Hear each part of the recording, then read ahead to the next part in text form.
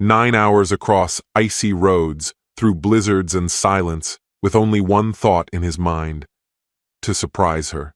A cake, a dinner, warm words. She thought he was stuck at work. But he was on his way to her door, shivering from the cold, yet carrying love in his heart. Until he heard her laughter from behind the door. Until he heard his own name, and how it was crushed in a conversation with her sister. A wish that he'd crash and die.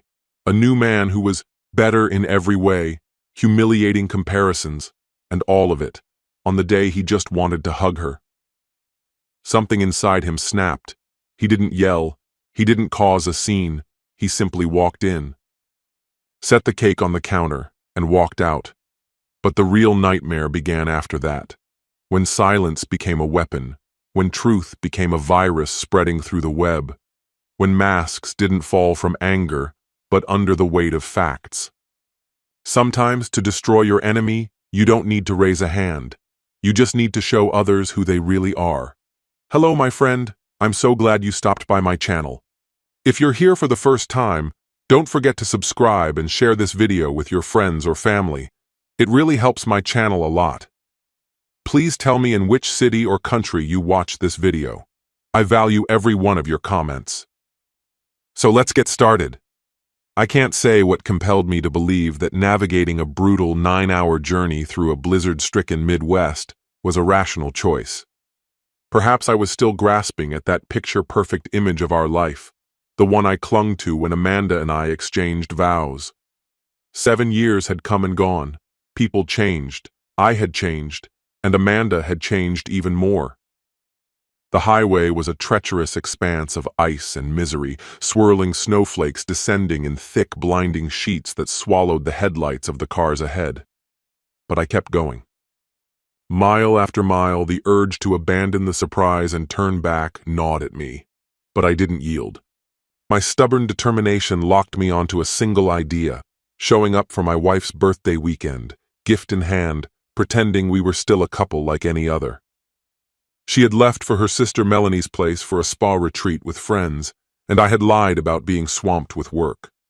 In truth, I had carefully orchestrated time off, booked a hotel, reserved a fancy dinner, and even picked up a cake from her favorite bakery.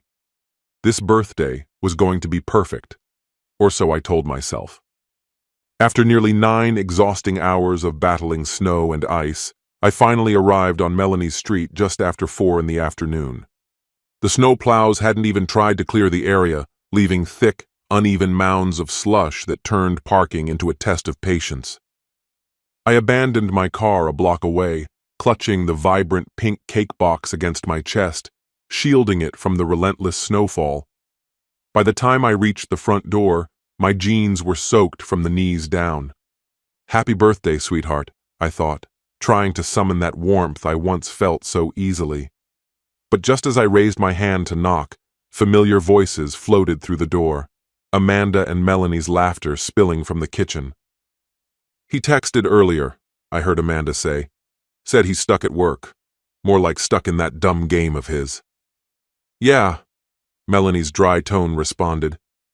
Nathan loves those headphones more than actual conversations. Their laughter wasn't the gentle teasing I remembered, but something sharper, almost mean. My name surfaced again, and I froze, my hand suspended just inches from the doorknob. Amanda's voice shifted, turning almost conspiratorial. I don't even care if he's bored. I wanted this weekend to myself. That man is driving me insane. If I have to hear his same 3 stories again, the camping trip, the fast food joke, I'll lose it. At least he's not here ruining your night, Melanie laughed. Roads are awful anyway. Amanda snorted. Oh, please, let him drive on ice. He chose to stay behind. If he tried to come out in this, I'd just roll my eyes and say, crash for all I care. The next words hit like a punch. Honestly, I hope he crashes. Could use the insurance. For a moment, I thought I'd misheard. Who wishes that on their spouse? But then Melanie's muffled laughter confirmed it. Or at least a few months of peace. He's always talking your ear off, right? More laughter followed, cruel and genuine. My stomach twisted. The cake's weight in my arms seemed crushing. Then Amanda's voice took on a sly, eager tone again. Speaking of which, I downloaded that new dating app the other day, just to look around. And Melanie, you won't believe who I matched with. Oh my God, Melanie gasped. Show me. There was a rustle, and Amanda's voice dropped to an excited whisper. Look at this. Massive. Way bigger than Nathan's, you know? And honestly, it felt better than anything I've had in years. Their laughter was like a serrated blade, leaving a burning ache in my chest. Amanda was cheating, and shamelessly gloating about it to her sister while they mocked me. My face flushed with a mix of shame and fury. Melanie's shocked laughter filled the space. Wow, girl. So, is it serious, or just a fling? For now, just for fun. But if Nathan ever found out? It would wreck him. Amanda's voice carried a dark, almost joyful note. I keep telling myself, if he tries to ruin my fun, maybe I should just dare him to drive out here in a snowstorm. You're awful. Melanie's voice was playful, but held a hint of admiration. Let's hope he stays away. You deserve this birthday. The conversation drifted across various topics, but a persistent ringing in my ears drowned out most of it. My wife was apparently involved with a tall, unfamiliar man, someone she described in excruciatingly flattering terms, especially when it came to his physical attributes. And while I was out risking everything to bring her a birthday cake, she was casually wishing for my car to crash, eager for the insurance payout. A chilling emptiness settled in my chest, a volatile mix of shock, betrayal, and simmering rage. My hands began to tremble. The doorknob felt cold against my palm. In that moment, a decision crystallized in my mind. I was going in. I wanted them to see me, to become fully aware of the cruelty they were so carelessly wielding. Pushing the door open, the rusty hinges groaned, loudly announcing my presence. Warmth from the house washed over me, and the kitchen loomed just beyond the hallway. Amanda and Melanie turned sharply, their faces marked by shock. That image is seared into my memory, Amanda's jaw dropping like a fish gasping for air. Nathan, she whispered, color draining from her cheeks. Melanie stood frozen, her phone still clutched in her hand, her expression one of absolute horror. I remained silent. Words were trapped in my throat, tangled in a storm of raw emotion. I stepped forward, gently setting the pink cake box on the counter with a deliberate calm, as though it were something sacred. Then I turned and walked away.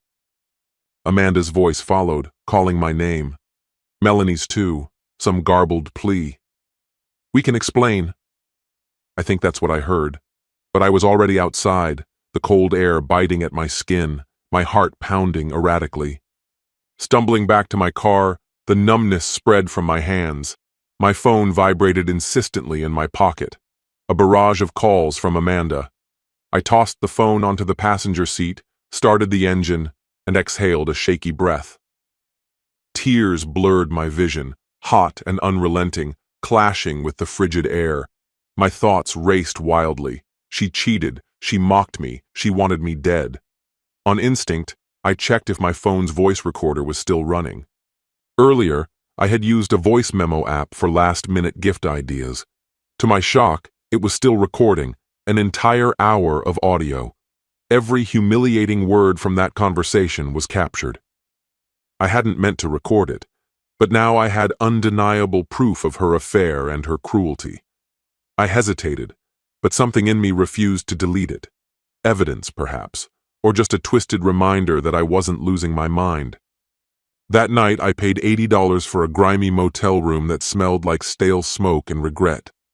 I turned my phone off and lay staring at the ceiling, forcing myself not to dwell on Amanda's sickening comments, the way she gushed about this other man, her vicious jokes about my life insurance. The next morning, I switched my phone back on, and a flood of missed calls and messages appeared. I ignored them all except for one text from Thomas, my best friend. Me. Hey, something happened with Amanda. Can I crash at your place for a bit? Thomas. Dude, of course. Doors unlocked. Beers in the fridge.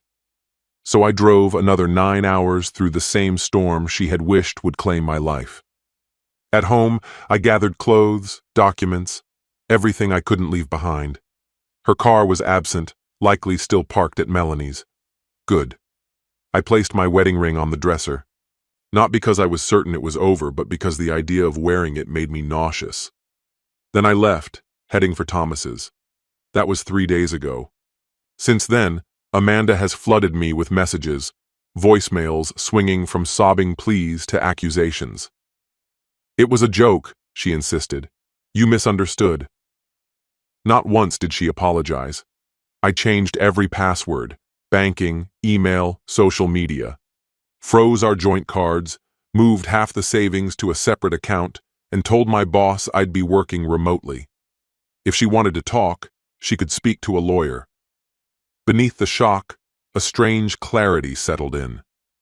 I saw it all for what it was. Amanda's affair wasn't just a betrayal, it was a game to her. On the second night at Thomas's, we sat on his couch, and I played part of the recording, the section about the insurance. His face went pale. "Jesus, Nathan," he whispered. That's sick." And he didn't even know the worst of it. The part where she boasted about the other man's size, how much better it was than anything she'd known with me. Perhaps it was my wounded pride that kept me from sharing the full truth. By the fourth day, my uncertainty had hardened into determination. I decided to confront her about the betrayal, but I rejected the idea of doing it face to face. Instead, I resolved to put it in writing, ensuring there would be a record of our exchange. I meticulously drafted a message, quoting the exact words I had heard in the audio. "I know about the dating app.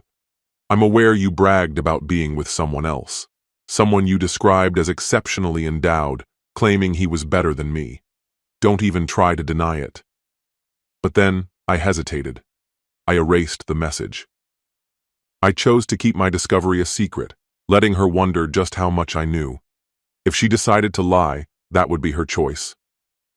The naive illusions I once held about our relationship were shattered, replaced by a colder, more calculating version of myself. Unable to let go, I found myself obsessively checking the phone logs. I'm not proud of it, but I still had access to her iCloud password from years ago. I had promised myself I wouldn't stoop to spying, but I remembered her boasting about a recording, an intimate video she'd saved. And so, late one night while Thomas slept, I crossed the line. I logged into her iCloud account on my laptop, steeling myself for what I might find. There it was, a short video, dimly lit, capturing a moment I wasn't meant to see. Her face wasn't fully visible, but the outline of a tall, muscular man with dark skin stood next to the bed. She giggled, angling the camera downward to highlight his size. No faces, just shadows, but her voice was unmistakable. "Look at that. Puts Nathan to shame. This is wild." Her words ended in a breathless laugh. My face flushed, my chest tightened. A storm of nausea, heartbreak, and horrified fascination washed over me. This was my wife, the woman who once whispered love to me, now celebrating her betrayal. I saved the clip onto a flash drive. Driven by a volatile mix of anger and helplessness, I made a reckless choice.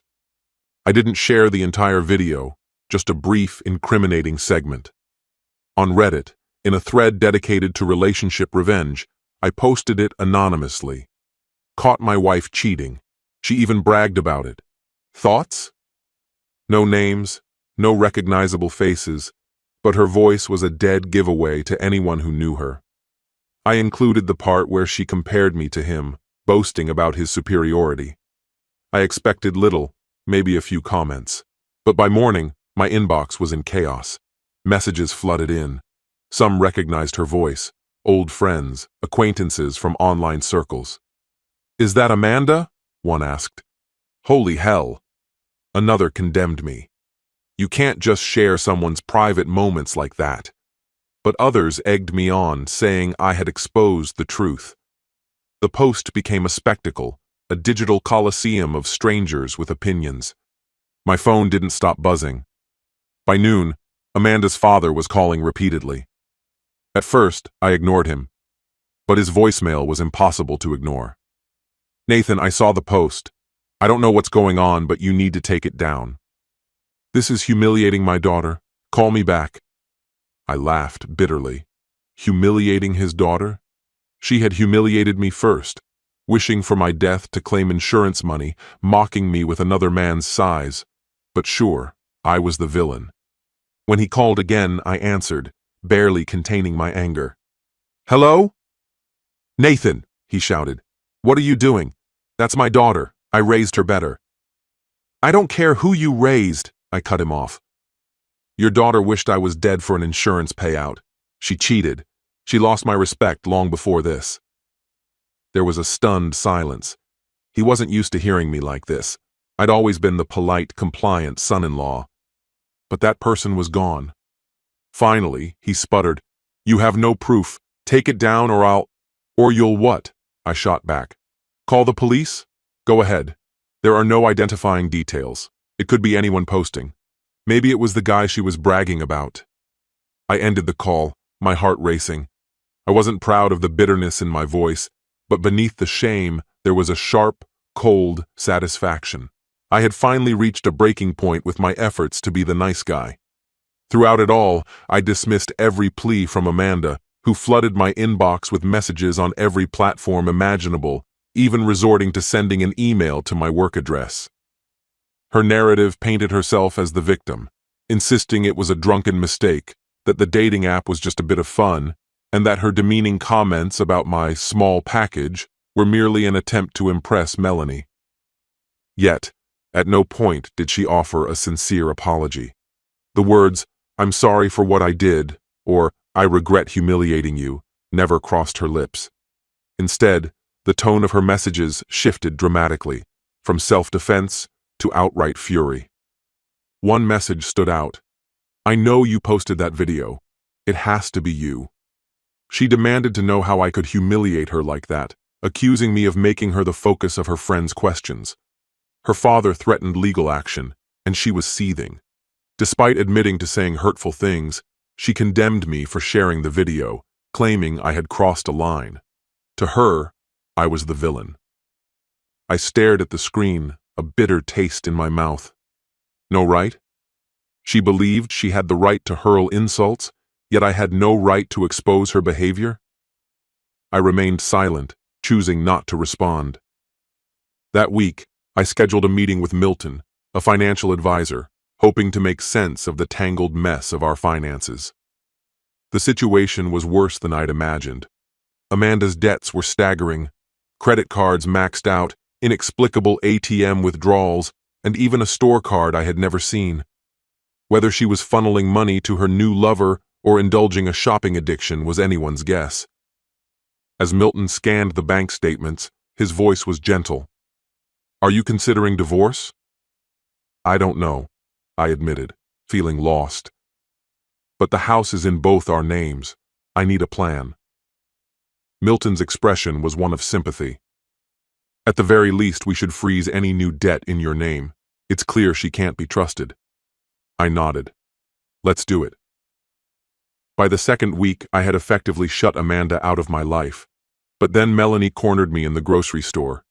I was standing by the frozen pizzas, lost in thought, when she approached. Nathan, she murmured, her voice tentative. I turned to see her clutching a shopping basket, anxiety clear in her eyes. Amanda's a mess, she began. She's at home, falling apart. You can't just shut her out, she pleaded. She told me about the video and your bank issues. It was all a misunderstanding. Sure, she said some awful things, but she didn't mean them. My patience snapped. Didn't mean them? She said I had a small dick, bragged about finding someone better on a dating app, and even joked about collecting insurance if I crashed. That's not a misunderstanding, Melanie. That's betrayal. Melanie's face reddened. I just think you should talk to her. This is spiraling. People are talking. Her father already called, I growled. He can keep barking. And if she's upset about the video, she earned it. I grabbed a pizza and turned to leave, ignoring Melanie's desperate, wait! I was done. The following week, matters escalated. I changed the locks on the house, not out of spite, but to protect my property. While I was working remotely from Thomas's dining table, the doorbell rang. Thomas answered, but moments later he reappeared, pale. "She's here," he whispered, "crying and demanding to talk to you." I felt a twist in my gut. I was exhausted, tired of hiding in my own life.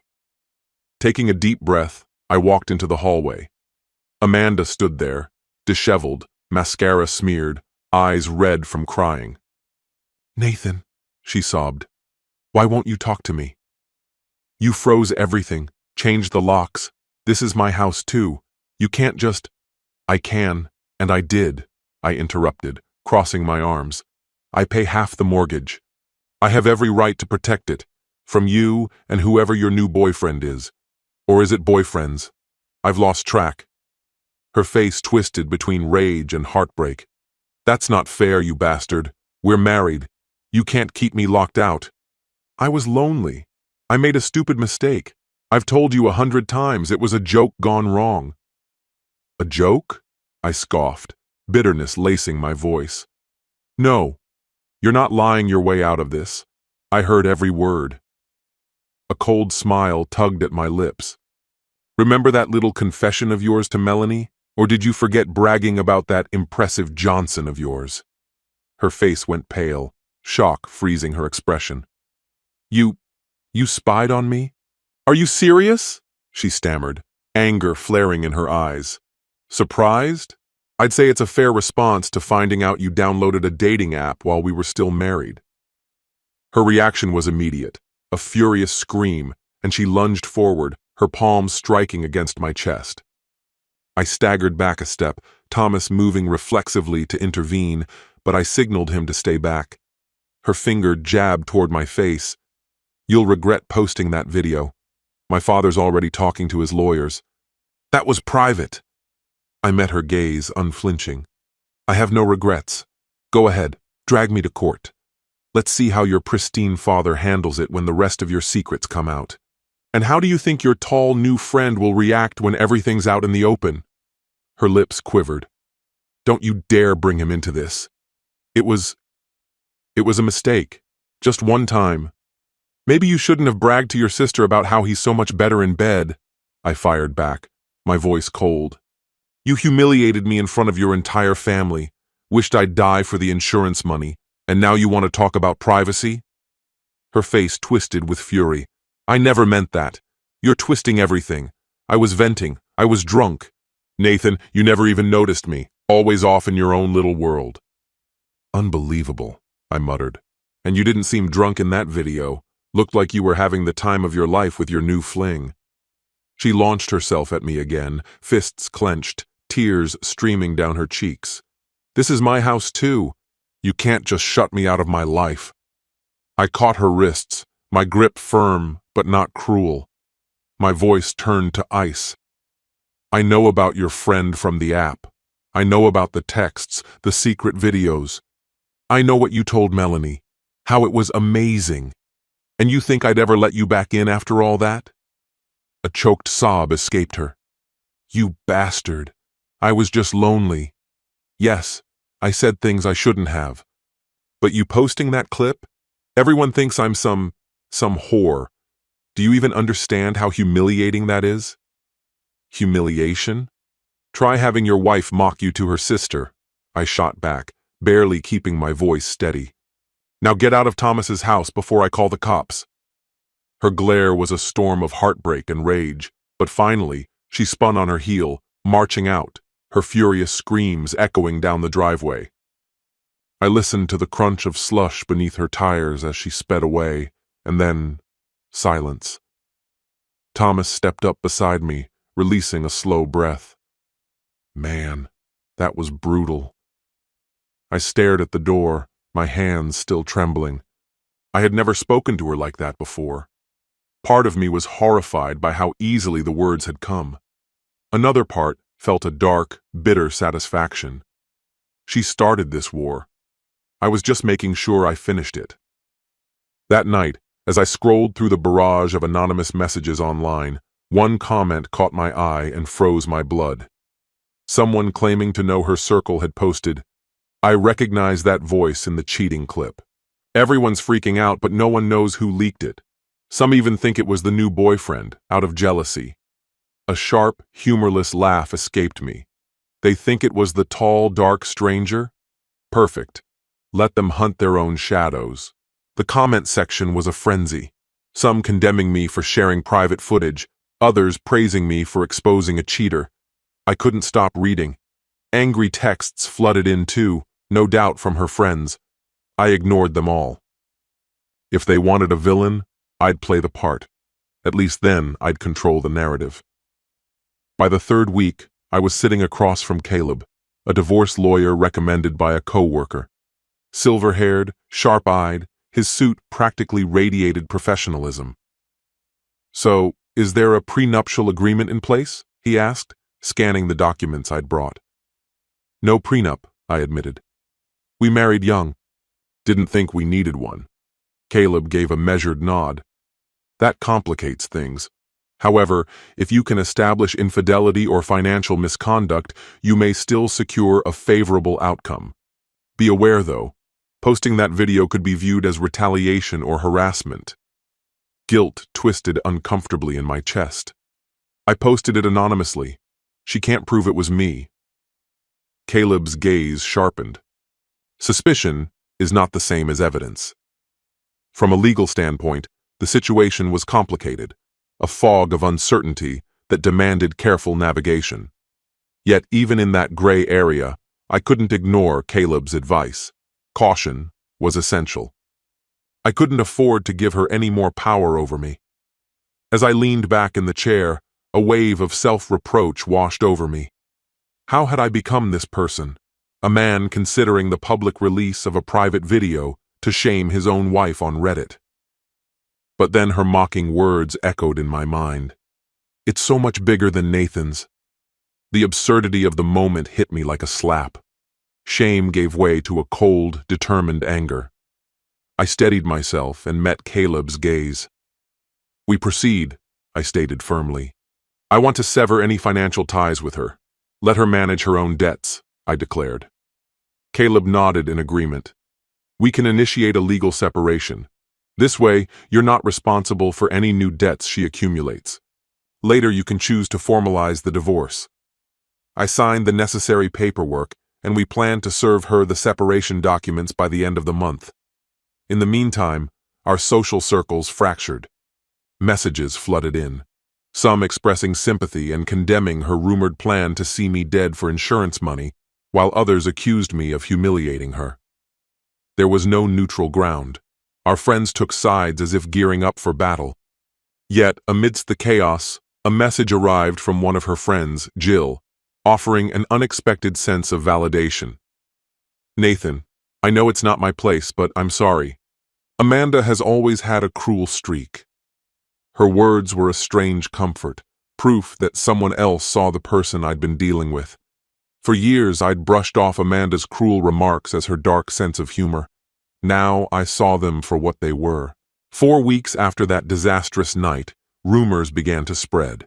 Amanda was reportedly falling apart, consumed by paranoia, constantly checking her phone in fear that the tall guy she had been with might release more footage. Her father branded me a venomous snake, but there was no proof linking me to the leak. The house we once shared became a ghost of its former self. Amanda tried to return, only to find the locks changed. She shattered a window to get inside and left me a tearful voicemail accusing me of destroying her life. A part of me felt satisfaction, but I quickly quelled it, reminding myself of who she had been, or at least who I had believed she was. By the 5th week, the narrative shifted. Rumors painted Amanda in a new light, a woman attempting to rebuild herself. Therapy, accountability meetings, even apologizing to those she'd wronged. Melanie texted me, insisting, "Nathan, she's changing. She's genuinely trying." I scoffed. Another phase, another obsession. But doubt lingered. Was she truly changing, or just rewriting her own story to escape blame? Regardless, I focused on the legal separation. I was ready to turn the page no matter how she tried to rewrite hers. But in week 6, a simple visit to the house for a few tools became an unexpected encounter. Amanda was there, disheveled in a hoodie and sweatpants, her face marked by sleepless nights. Our eyes met through the kitchen window, and she hesitantly opened the door.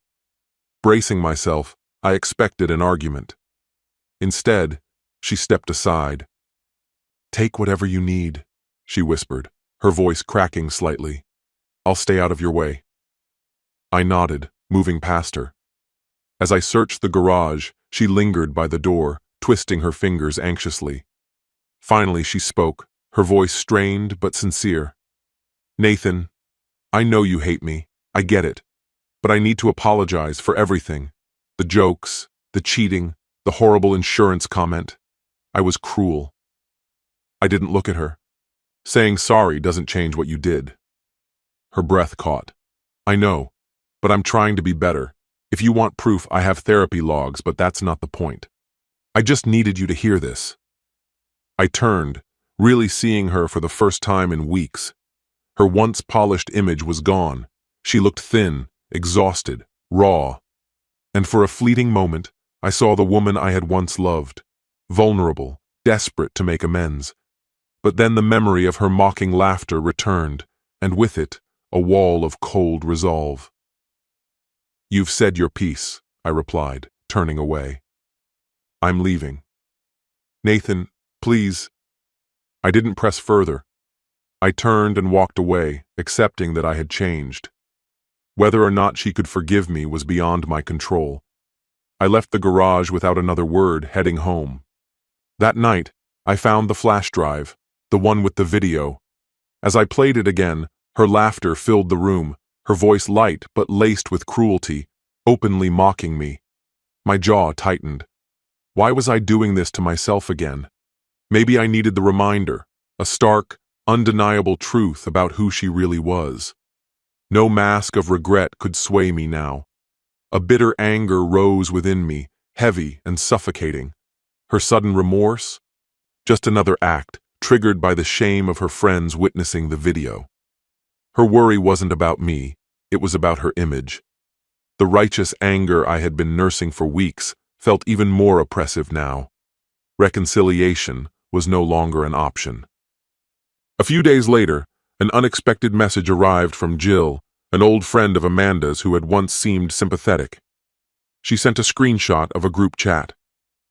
In it, Amanda hinted that I might have been the one who leaked the video, though she admitted she had no proof.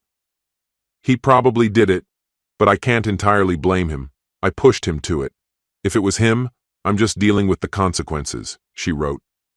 It was a strange half-admission, more mature than the outburst she had shown before. I didn't give Jill much of a reaction. "Nice story," I replied, and left it at that. Week 8 came around, and I got another call. This time, it was her father. Curiosity got the better of me, so I answered. "I'm not here to argue," he began, his voice tired. "But I thought you should know, Amanda's mother hasn't been sleeping over this, and we've decided against pursuing legal action. She's an adult now. Her struggles are hers to manage, and I suppose I owe you an apology." "An apology?" I repeated, almost dropping the phone. "You were right about one thing. She made a terrible mistake. I still disagree with the video being leaked, but I've come to understand just how poorly she treated you. Whether she's changed or not, I can't say, but she is making an effort." "If she wants to talk," I replied, weariness settling in, "she can go through my lawyer. I have a meeting next week to finalize the divorce." A pause, then a sigh. "I understand. I hoped. Never mind. Good luck, Nathan." I ended the call. No sense of triumph washed over me, just a hollow ache. By week 9, the divorce papers were ready. I had them sent to her home, not her workplace. I wasn't that cruel.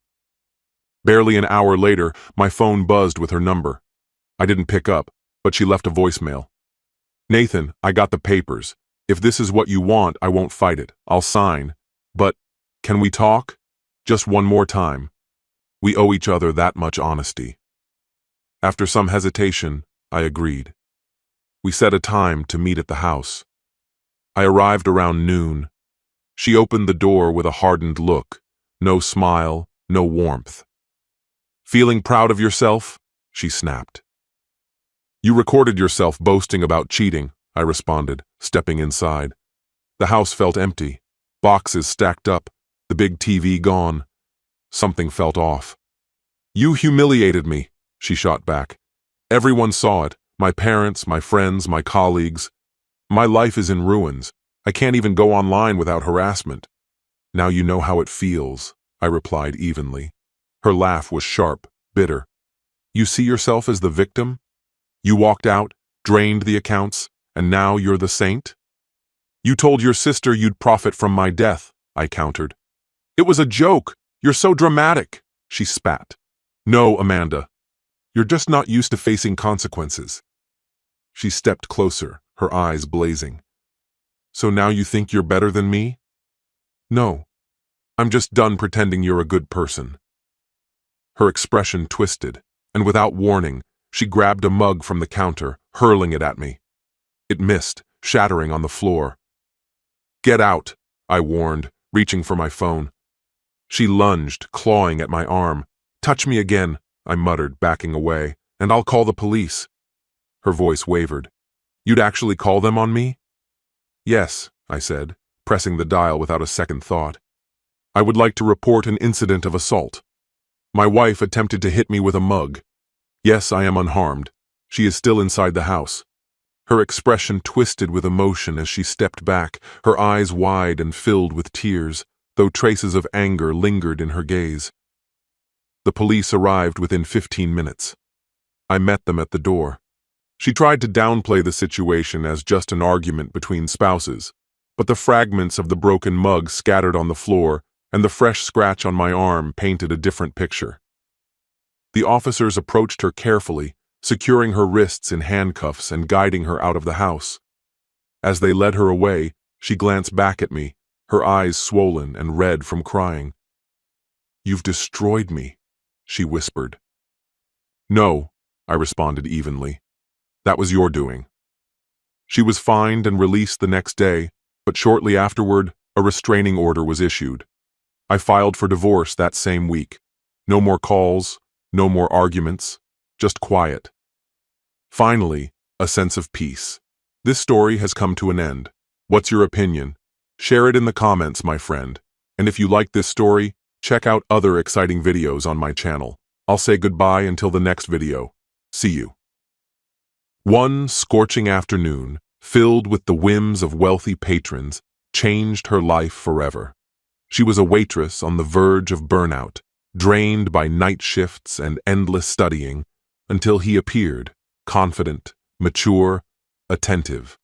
Soon, luxury getaways, a fairy tale wedding, and a dream home became her new reality. But in a world that glitters, the deepest cracks hide beneath the shine, a loneliness no amount of wine or flowers could soothe. One chance encounter, and her heart started racing again. One kiss, and everything spiraled out of control. Scandal, betrayal, infidelity, a viral video, and the complete loss of everything. What do you do when all that's left of your former life is pain and a suitcase in your hand? That's when the real transformation begins. Not pretty, not glamorous, but raw and purifying. And from that moment on, everything is real. Hello, my friend. I'm so glad you stopped by my channel.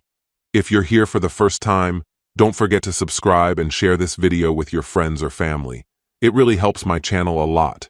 Please tell me in which city or country you watched this video. I value every one of your comments. So, let's get started. I never would have guessed that something as ordinary as a piece of sports gear could completely change the course of my life. But that's precisely what happened. At 28, I was burning the candle at both ends, working late shifts at an exclusive country club while squeezing in classes for my psychology degree. The job was anything but glamorous, but it helped me keep my head above water. Thinking back, I had no clue that a single afternoon would flip my entire reality upside down. The heat that day was so intense, it seemed to make the air ripple, and the club buzzed with well-to-do members dressed in spotless polos and immaculate visors. I weaved between tables, balancing trays and forcing my brightest customer service grin. Then, one guest decided to make my already tough day worse. He nitpicked everything. His drink wasn't cold enough, the service too slow, nothing could satisfy him. My patience was about to snap when a calm, authoritative voice cut through the tension. "Is there an issue here?" I turned to see Matthew, tall, sun-bronzed, with distinguished streaks of gray at his temples. He was 37, and every year suited him. In just a few words, Matthew shut down the difficult guest with an effortless confidence that immediately eased my nerves. When my shift wrapped up, Matthew was waiting for me at the bar. We got to talking, and before I knew it, hours had melted away. He was sharp, charming, and somehow made me feel like I was the center of the universe. I couldn't help but get swept up in it. From that point on, we were nearly inseparable. Matthew introduced me to a world I'd only ever glimpsed in films, elegant dinners, spontaneous weekend getaways, and yes, he tried teaching me golf, even though my swing remained hopeless. For the first time in my life, I felt valued and truly seen. In just 8 months, we went from strangers to husband and wife. It sounds reckless in retrospect, but back then, it felt like fate. Our wedding was the stuff of fairy tales. I wore a dress I'd never dared to picture myself in. Matthew looked dashing in his tuxedo, and our loved ones gathered as we pledged forever. As we swayed together during our first dance, Matthew leaned in and murmured, "You've made me the happiest man alive, Vanessa." I believed him with all my heart. If only I'd known my fairy tale ending would soon become a cautionary tale. That's how life works, isn't it? The biggest dangers remain hidden until you walk right into them. And I was heading straight for one. In the beginning, being Mrs. Matthew Thornton felt like a dream come true. Our honeymoon in Bali was pure paradise. Luxurious villas, unforgettable sunsets, and more champagne than I could ever drink. I was certain I'd finally arrived. Once back home, we settled into a house so beautiful it made my old apartment seem like a storage closet. Each morning began with the rich aroma of coffee from a high-end machine worth more than my first car. Matthew, always impeccably dressed, would kiss me goodbye before heading to the office. It felt as though I was living someone else's life. But, as the saying goes, looks can be deceiving. Almost without me noticing, things began to change. Matthew started spending more weekends out on the golf course. At first, he'd only be gone now and then. Soon, it was every other weekend. Eventually, I was having longer conversations with our housekeeper than with my husband. I tried to fill the emptiness, buried myself in textbooks, joined a book club, even gave gardening a shot.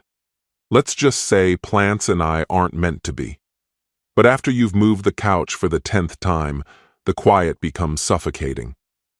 Loneliness seeped in quietly, dense as fog. I'd find myself counting the hours until Matthew came home, only for him to collapse in front of the TV, more interested in sports than in talking to me. Our conversations became rote, like we were reciting lines in a play. "How was your day?" "Good." "Yours?" "Good." Repeat, day in and day out.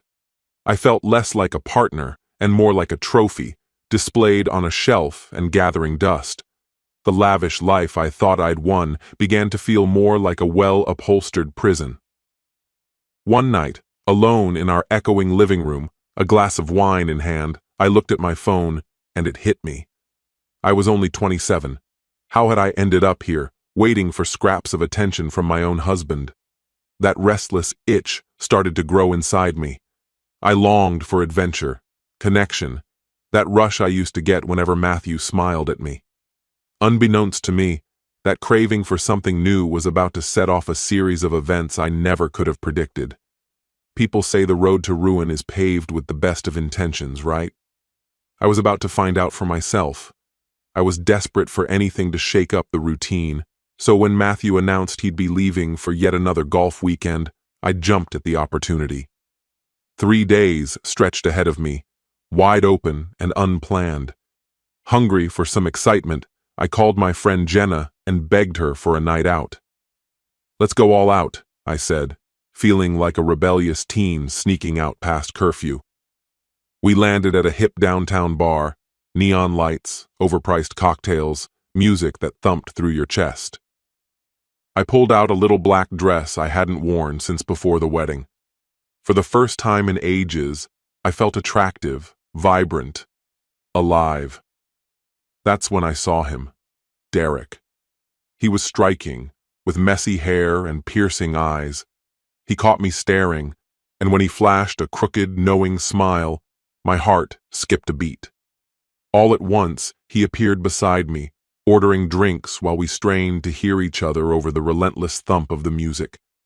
I wish I could claim I stayed aloof, exchanged a few polite words, and then dutifully returned home to my husband, the loyal spouse I was expected to be. But the truth is, the blend of vodka sodas and the intoxicating sense of independence went straight to my head.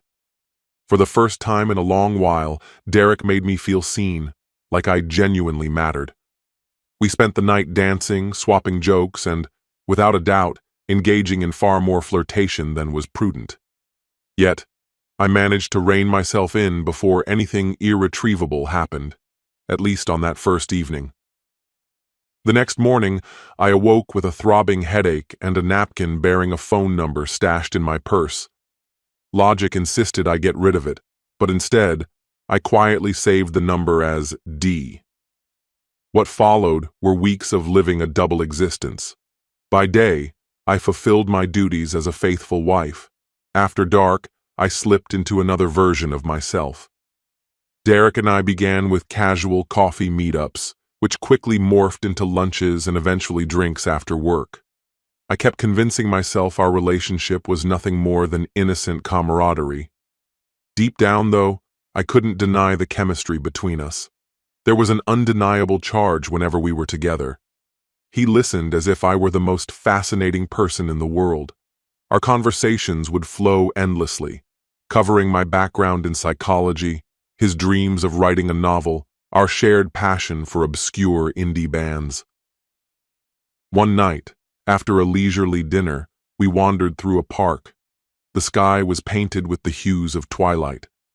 Derek paused, turned to face me, and softly tucked a stray lock of hair behind my ear. My pulse raced.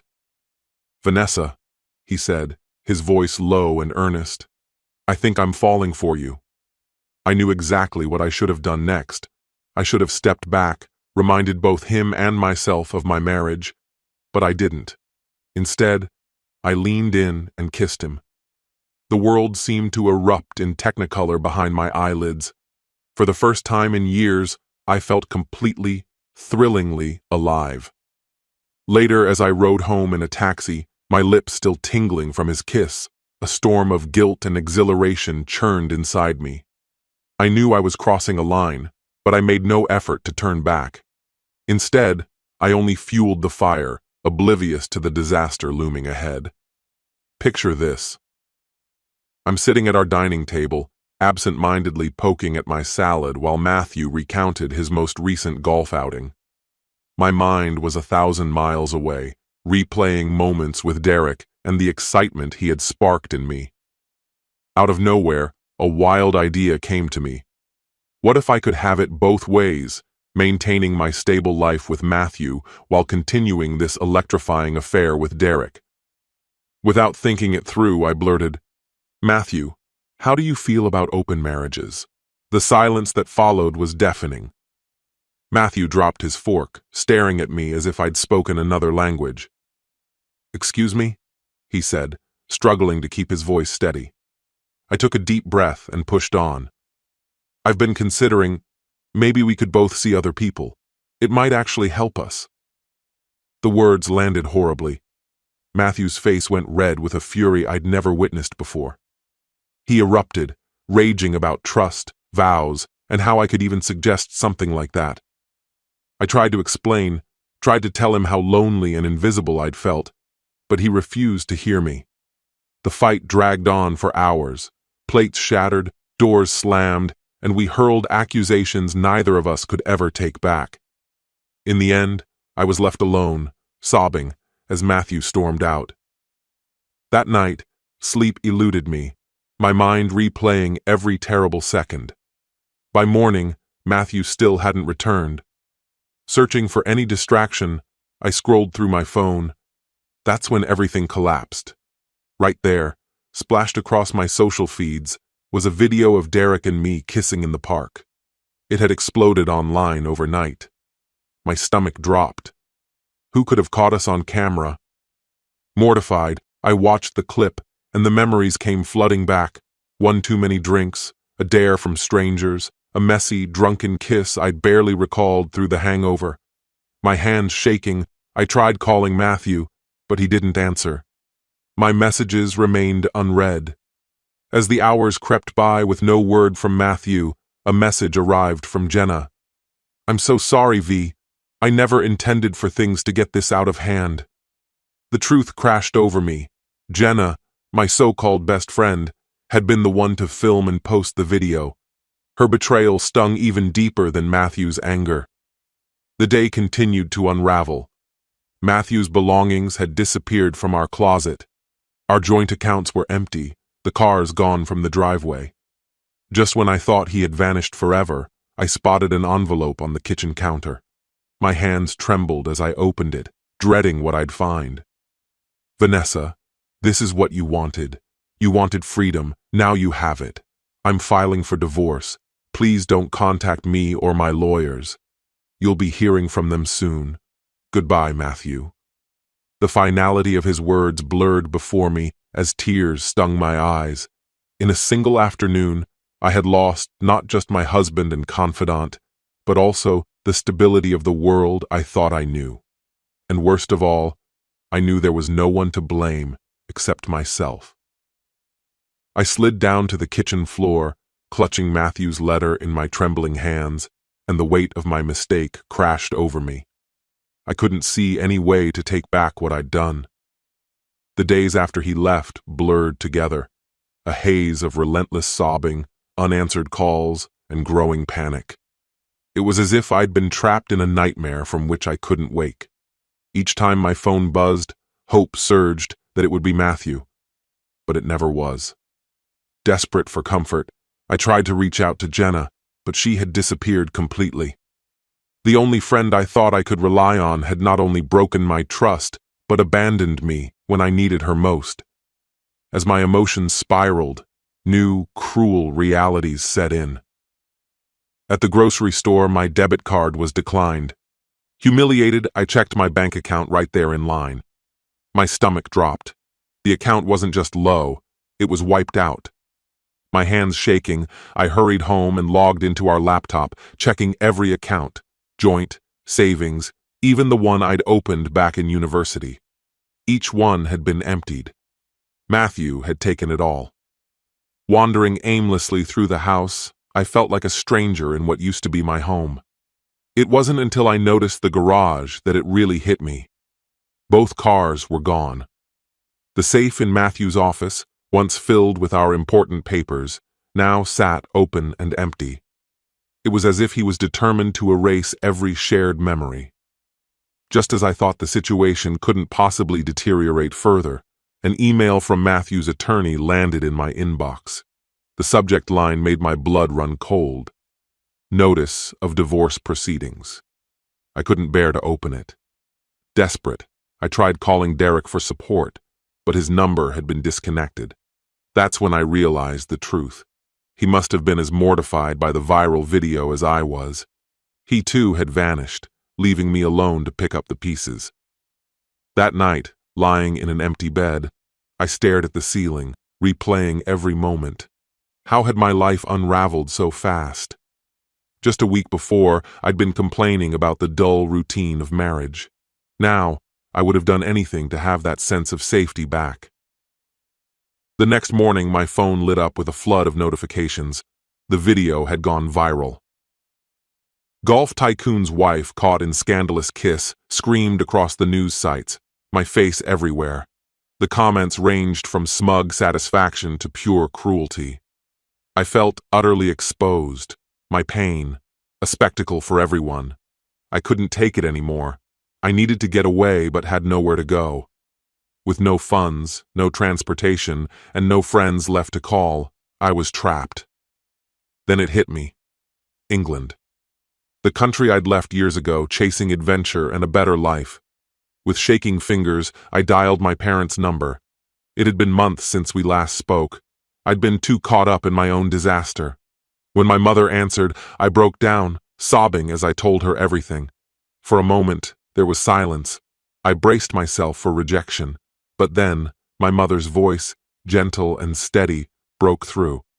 "Oh, sweetheart, come home. We'll get through this together." For the first time in days, a small, fragile hope flickered inside me. Maybe, just maybe, I could start again. First, though, I had to face the painful reality of leaving everything behind.